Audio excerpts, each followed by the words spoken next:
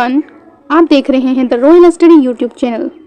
आज की इस वीडियो में हम पढ़ने वाले हैं geography major 6 oceanography and biogeography का इम्पोर्टेंट क्वेश्चन, जो कि 1 मार्क्स लाइक सब्जेक्टिव टाइप का है।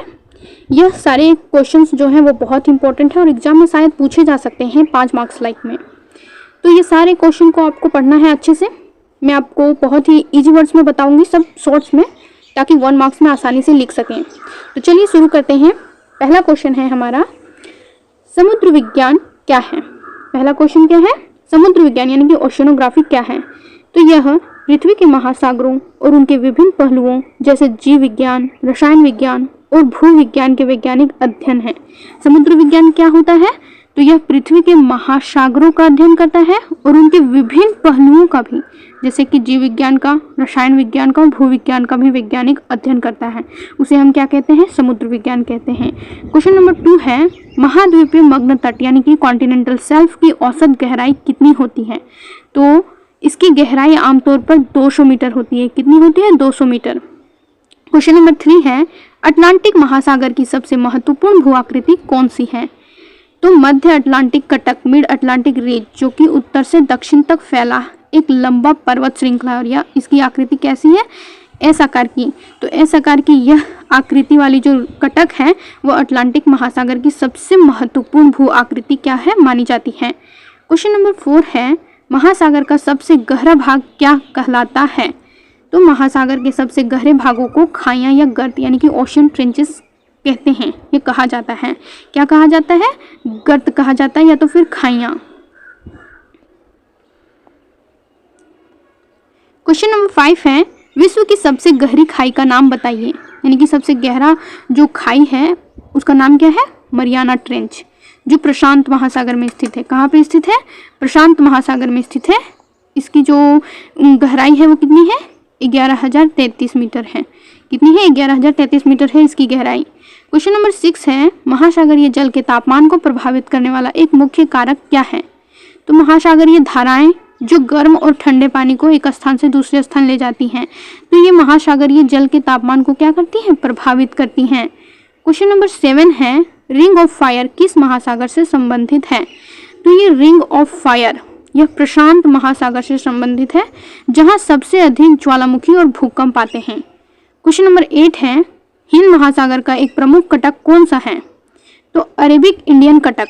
कौन सा कटक, अरेबिक इंडियन कटक हिंद महासागर का एक महत्वपूर्ण कटक है। क्वेश्चन नंबर 9 है, महासागरीय लवणता क्या है, यानी ओशियन सैलिनिटी। तो समुद्री जल के प्रति 1000 घुले हुए कुल नमक की मात्रा को लवणता कहते हैं। यानी कि समुद्री जल, कुल 1000 ग्राम समुद्री जल में जो घुले हुए लवणता की जो मात्रा होती है, नमक की मात्रा होती है, उसे हम क्या कहते हैं, लवणता कहते हैं। 1000 ग्राम जल में घुले हुए नमक की मात्रा को क्या कहते हैं, लवणता कहते हैं, महासागरीय लवणता। क्वेश्चन नंबर 10 है, महासागर की औसत लवणता कितनी होती है। तो महासागरों की औसत लवणता जो होती है वो लगभग 35 प्रति 1000 होती है, जिसको हम 35 पीपीटी भी कहते हैं। प्रति 1000 भाग को क्या कहते हैं, पार्ट्स पर मिलियन, या पार्ट्स पर मिलियन या तो पार्ट्स पर पीपीटी, पीपीटी के नाम से जाना जाता है इसको। जो परसेंट के जैसा होता है, पीपीटी को कैसे दर्शाया जाता है, ऐसे दर्शाया जाता है, इस तरह पीपीटी को दर्शाया जाता है। क्वेश्चन नंबर 11 है, लवणता को प्रभावित करने वाला सबसे प्रमुख कारक कौन सा है। तो वाष्पीकरण और वर्षण लवणता को प्रभावित करने वाले मुख्य कारक हैं। क्वेश्चन नंबर 12 है, महासागरीय धारा यानी कि ओशन करंट किसे कहते हैं। तो महासागरीय धारा जो है वो एक निश्चित दिशा में निरंतर प्रवाह को महासागरीय धारा किसे कहते हैं।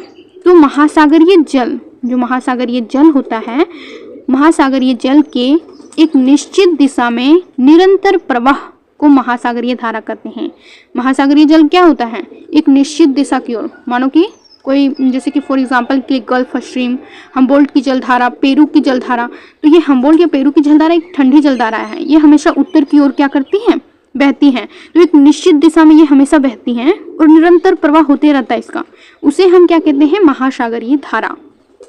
क्वेश्चन नंबर 13 है, ज्वार भाटा। ज्वार भाटा जो है, ज्वार भाटा उत्पन्न होने का मुख्य कारण क्या है, यानी कि ज्वार भाटा किन कारणों से उत्पन्न होता है।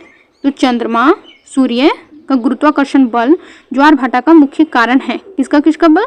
तो चंद्रमा, सूर्य का गुरुत्वाकर्षण बल, चंद्रमा और सूर्य का गुरुत्वाकर्षण बल, और साथ ही साथ पृथ्वी का अपकेंद्रीय बल भी इसमें काम करता है।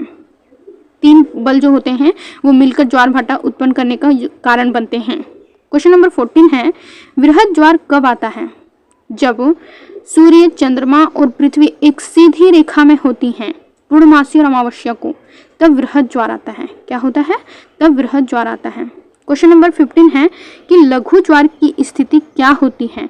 तो जब सूर्य, चंद्रमा, पृथ्वी के साथ समकोण बनाते हैं, तब क्या होता है? लघु ज्वार आता है। तब क्या आता है? लघु ज्वार आता है। क्वेश्चन नंबर 16 है, महासागरीय निक्षेप यानी कि ओशन डिपॉजिट्स क्या है? तो महासागरों की तली पर, कहाँ पर? महासागरों की तली पर जमा होने वाले असंगठित अवसादों में क्या क्या आता है? जैसे कि कंकड़ हो गया, पत्थर, रेत, मिट्टी और जीवों के अवशेष, ये सब क्या होते हैं? तो महासागरों की तली पर जमा होने वाले असंगठित अवसादों को महासागरीय निक्षेप कहते हैं। इन्हें ही हम क्या कहते हैं? महासागरीय निक्षेप कहते हैं, जो कि महासागरों की तली पर जमा होने वाले होते हैं और ये असंगठित अवसाद होते हैं। तो इन असंगठित अवसादों को ही महासागरीय निक्षेप कहते हैं। क्वेश्चन नंबर 17 है, टेरापोड जमाव किस प्रकार का निक्षेप है? तो टेरापोड जमाव जो है वो किस प्रकार का निक्षेप है? तो यह एक पेलाजिक या जैविक निक्षेप है। क्या है? पेलाजिक या जैविक निक्षेप है, जो समुद्री जीवों के अवशेषों से बनता है। टेरापोड किससे बनता है? समुद्री जीवों के अवशेषों से बनता है। क्वेश्चन नंबर 18 है, प्रवाल भित्तियां क्या हैं? प्रवाल भित्तियां जो है वो क्या है? कोरल रिफ्स, जिसको इंग्लिश में क्या बोलते हैं? Coral riffs. तो ये चूना प्रधान समुद्री जीवों के अस्थि पंजरों के जमाव से बनी विशाल समुद्री संरचनाएं होती हैं, और ये क्या होती है? चूना प्रधान होती है। यानी कि चूना प्रधान कैल्शियम कार्बोनेट से बनता है, कैल्शियम प्रधान होता है, इसमें कैल्शियम की मात्रा ज़्यादा होती है। तो ये चूना प्रधान समुद्री जीवों में से कौन कौन? मूंगा और पॉलिप्स, या प्रवाल भी इसको कहते हैं। तो समुद्री जीवों में जो मूंगा और पॉलिप्स होता है, उनके अस्थि पंजरों के जमा होने से एक विशाल समुद्री संरचनाएं बनती है, एक दीवार जैसी। जो कोई प्रवाल भित्ति जो तट के निकट बनता है, तट से सटकर, एक तट से थोड़ा दूर बनता है, और एक जो होता है वो कोई द्वीप के चारों ओर बन जाता है। तीनों प्रवाल भित्ति के 3 प्रकार होते हैं, एक तटीय प्रवाल भित्ति, दूसरा अवरोधक प्रवाल भित्ति, और तीसरा जो होता है वो द्वीपीय प्रवाल भित्ति, जिसको एटोल कहते हैं। क्या कहते हैं? एटोल कहते हैं। तो ये 3 प्रकार की प्रवाल भित्तियां होती हैं। क्वेश्चन नंबर 19 है, विश्व की सबसे बड़ी प्रवाल भित्ति कौन सी है? तो ग्रेट बैरियर रीफ, जो ऑस्ट्रेलिया के तट के पास स्थित है, ऑस्ट्रेलिया के उत्तर पूर्वी साइड में स्थित है ये great barrier reef. Question number 20 है, प्लवक यानी फाइटोप्लैंक्टन, जिसको हम लोग कहते हैं प्लवक, क्या होते हैं? तो ये महासागरों के जल में तैरने वाले सूक्ष्म जीव और वनस्पतियां हैं। क्या है? महासागरों के जल में तैरने वाले सूक्ष्म जीव और वनस्पतियां हैं, जो समुद्री खाद्य श्रृंखला का मुख्य आधार है। क्या है? समुद्री खाद्य श्रृंखला का मुख्य आधार है प्लवक, यानी कि फाइटोप्लैंक्टन। फाइटोप्लैंक्टन को बहुत सारी जो छोटी छोटी मछलियाँ होती हैं, तो मछलियाँ खाती हैं फाइटोप्लैंक्टन को। फाइटोप्लैंक्टन उनका मुख्य आहार होता है। उन मछलियों को खाता है बड़ी मछलियों को और कोई मछलियाँ खाती होंगी। तो इस प्रकार से पूरे समुद्र की खाद्य श्रृंखला का आधार जो है वो क्या है? फाइटोप्लैंक्टन है। क्वेश्चन नंबर 21 है, जैव भूगोल यानी बायोजियोग्राफी की परिभाषा क्या है? तो पृथ्वी पर पौधों और जीवों के वितरण, इनका वितरण, पौधों और जीवों के वितरण और उनके पर्यावरण के साथ संबंधों के वैज्ञानिक अध्ययन को हम जैव भूगोल कहते हैं। पौधों और जीवों के वितरण का और उनके पर्यावरण के साथ कैसा संबंध है? तो पर्यावरण के साथ संबंधों का वैज्ञानिक अध्ययन अगर हम करेंगे तो उसे हम जैव भूगोल कहते हैं। क्वेश्चन नंबर 22 है, पारिस्थितिकी यानी कि इकोलॉजी शब्द का सर्वप्रथम प्रयोग किसने किया? तो इकोलॉजी शब्द का सर्वप्रथम प्रयोग अर्नेस्ट हैक्कल ने किया था। किसने किया था? अर्नेस्ट हैक्कल। उन्होंने 1866 ईस्वी में किया था। कब? 1866 में। इसे कहीं कहीं 1869 भी देता है और कहीं कहीं 1866 भी देता है। तो दोनों याद रखिएगा, जो भी ऑप्शन में आए, ऑप्शन तो नहीं देता है लेकिन आप कोई एक लिख सकते हैं। अर्नेस्ट हैक्कल ने 1866 में किया था। इसका पारिस्थितिकी शब्द का सर्वप्रथम प्रयोग। क्वेश्चन नंबर 23 है, पारिस्थितिकी तंत्र यानी इकोसिस्टम के 2 मुख्य घटक कौन कौन से हैं? तो इकोसिस्टम के 2 मुख्य घटक हैं, जैविक घटक और अजैविक घटक। जैविक घटक में जीव जंतु आ जाते हैं, जैसे जीव जंतु, पेड़ पौधे, ये सब आते हैं। और अजैविक घटक में आते हैं वायु, जल, मृदा। इसमें निर्जीव आते हैं और इसमें सजीव। क्वेश्चन नंबर 24 है खाद्य श्रृंखला यानी कि फूड चेन। तो फूड चेन में ऊर्जा का प्रवाह कैसा होता है? पारिस्थितिकी तंत्र में ऊर्जा का प्रवाह जो होता है वो हमेशा एक दिशीय होता है, यूनिडायरेक्शनल होता है। कैसा होता है? एक दिशीय, यानी एक ही दिशा की ओर होता है। उत्पादक से उपभोक्ता, उपभोक्ता से अपघटक, एक ही दिशा की ओर हमेशा प्रवाहित होता है। क्या? ऊर्जा का प्रवाह। और ऊर्जा का प्रवाह का एक नियम है 10% नियम। तो 10% नियम, जैसे कि उत्पादक से उपभोक्ता में ऊर्जा गई, तो उत्पादक में मान लो 100% ऊर्जा है, तो 100% का मात्र 10% ऊर्जा जो होता है वो उपभोक्ता में जाता है। उस प्रकार से उपभोक्ता का जो मान लो उपभोक्ता में 100% ऊर्जा है, उसका मात्र 10% अपघटक में जाता है। इस प्रकार से क्या होता है, 10% जो होता है ऊर्जा का प्रवाह होता है। क्वेश्चन नंबर 25 है जल विज्ञान चक्र यानी कि हाइड्रोलॉजिकल साइकिल क्या है? जल विज्ञान चक्र क्या है? तो पृथ्वी के वायुमंडल, जलमंडल और स्थल मंडल के बीच जल की निरंतर चक्रण, यानी कि निरंतर चक्रण को हम क्या कहते हैं? जल चक्र कहते हैं। कहाँ कहाँ होता है? तो वायुमंडल में, जलमंडल में, स्थल मंडल के बीच के निरंतर चक्रण को ही हम जलमंडल कहते हैं। तो वायुमंडल में कैसे होता है? वाष्पीकरण के रूप में वायुमंडल में जाता है, फिर वर्षण के रूप में यह फिर से धरातल में आ जाता है, वर्षण, और प्रवाह यानी कि नदियों के प्रवाह के द्वारा ये फिर समुद्र में मिल जाता है। समुद्र से फिर वाष्पीकरण होता है, वाष्पीकरण के बाद फिर ये आसमान में जाता है, वहाँ पे उसका संघनन होता है, संघनन के बाद फिर वर्षण हो जाता है, वर्षण से फिर धरातल में आ जाती है, धरातल से प्रवाह के द्वारा फिर से समुद्र में चली जाती है। तो इस प्रकार से जल चक्र होता ही रहता है वायुमंडल, जलमंडल और स्थल मंडल के बीच। तो इसी चक्र को हम जल चक्र कहते हैं।